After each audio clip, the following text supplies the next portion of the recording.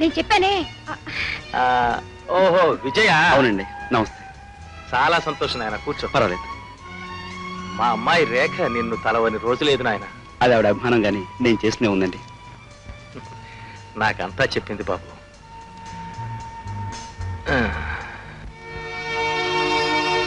Sir మీకు? అవును బాబు, 5 ఏళ్ల క్రితమే నా రెక్కలు విరిగిపోయాయి. అప్పటి నుంచి అమ్మాయి మీదే ఆధారపడి బతుకుతున్నాను. నేనే కాదు బాబు, రేఖ తర్వాత ఇంకా 2 చిన్నపిల్లలు ఉన్నారు నాకు. వాళ్ళని తనే హైదరాబాద్లో చదివిస్తోంది. మేమంతా సుఖంగా బ్రతకటం కోసం తను ఇలా నలుగురిలో ఆడి పాడి సంపాదించాల్సి వస్తుంది. I'm sorry.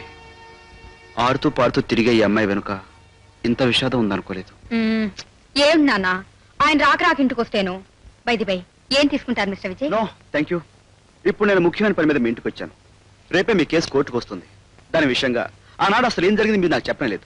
సారీ విజయ్, నేను నిజం చెప్పినా మీరు నమ్మలేరు. నమ్మకపోతే ఆనాడు అసలు మీకు జామీన్ ఇచ్చేవాడే కాను. చెప్పండి. ఆ రోజు తాజ్లో డాన్స్ ప్రోగ్రామ్ అయిపోయి ఇంటికి వస్తున్నాను.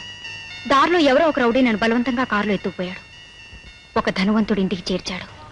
వాడు నన్ను బలాత్కరించడానికి అక్కడికి రప్పించినట్టు నాకు అర్థమైంది. నన్ను నేను రక్షించుకునే ప్రయత్నంలో నా చేతనైనంత వరకు వాడితో పెరుగులాడాను. ఆ సమయంలో వాడి కళ్ళ జోడు కింద పడింది.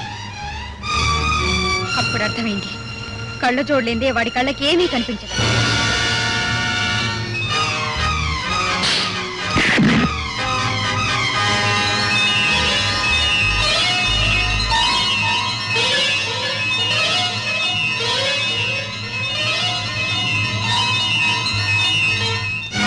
వాడి కళ్ళు కనపడిన ఆ సమయంలో నేను బ్యాక్ డోర్ నుండి పారిపోయి వచ్చేశాను. వాడి పేరు జగన్నాథం కదూ? పేరు తెలీదు, కానీ ఇల్లు తెలుసు.